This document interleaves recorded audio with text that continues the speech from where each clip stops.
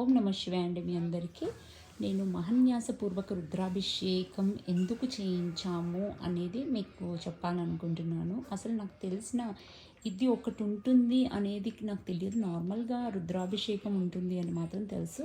రుద్రాభిషేకంలో ఏకరుద్రాభిషేకం, ఏకాదశ రుద్రాభిషేకం కూడా ఉంటుంది. ఏకాదశ రుద్రాభిషేకం తర్వాత చాలా గొప్ప విశిష్టమైనది మహన్యాసపూర్వక రుద్రాభిషేకం అన్నమాట. సో ఏకరుద్రాభిషేకం అంటే చమకం చదివి రుద్రుడికి అభిషేకం చేస్తాం. పాలు, పెరుగు, తేనె, పంచామృతాలతో. ఇంకా కావాలి అనుకుంటే మనం పళ్ళ రసాలతో కూడా శివుడికి అభిషేకం చేస్తాం. అలానే ఏకాదశ రుద్రాభిషేకం అని అంటే 11 సార్లు మంత్రోపదేశాలు చేస్తూ అభిషేకం చేస్తూ ఉంటారనమాట పూజారి గారు. సో అంటే 11 సార్లు చమకం చదివి రుద్రం చదువుతారు. అది ఏకాదశ రుద్రాభిషేకం.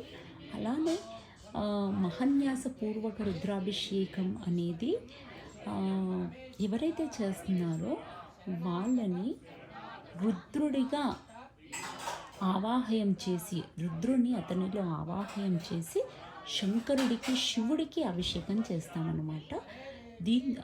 దాంతోపాటు 11 రుద్రాలు కావాలంటే 11 రుద్రాలతో చేయించుకొని మహన్యాసపూర్వక ఏకరుద్రంతో చేయించుకోవచ్చు, మహన్యాసపూర్వక ఏకాదశ రుద్రాభిషేకంతో చేయించుకోవచ్చు. మీకు తెలిసి ఏకరుద్రం అంటే ఒక రుద్రం, ఏకాదశ రుద్రం అంటే 11 సార్లు చమకం చదువుకుంటూ అభిషేకం చేయడం అన్నమాట. ఇది సుమారు 3 గంటలు కంపల్సరీ పడుతుందండి.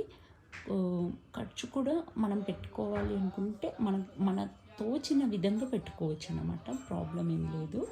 కానీ చాలా చాలా బాగుందండి. నాకు మాత్రం కొత్తగా తెలిసింది మహన్యాస ఏకాదశ రుద్రాభిషేకం అనేది. నేను ఇంకా ఎలానో సత్యనారాయణ స్వామి వ్రతం చేయించుకుంటున్నాం కాబట్టి ఇది కూడా చేయించుకుందాము అనేసి నేను చేయించుకున్నాను. నాకు శివుడు అంటే నా ఇష్ట దైవం అనమాట. సో దాంతోపాటు ఇది కూడా చేయించుకున్నాను. కానీ పూజారి గారు కూడా చాలా బాగా చేశారండి. చాలా సంతోషంగా అనిపించింది. మా బ్రదరే కూర్చున్నట్టు ఈ ఏకాదశి రుద్రాభిషేకం, మహన్యాసపూర్వక రుద్రాభిషేకం కంపల్సరీ అబ్బాయిలు మాత్రమే చేయాలి. ఇది అంటే రుద్రుణ్ణి ఆవాహయం చేస్తాం కాబట్టి చేయాలి. మనం సహాయం అయితే చేయొచ్చు. ఇది అన్నమాట. సో మీకు అర్థమైంది అనుకుంటున్నాను. దీనిలో చిన్న చిన్న పొరపాట్లు ఉంటే నన్ను క్షమించండి. Thank you.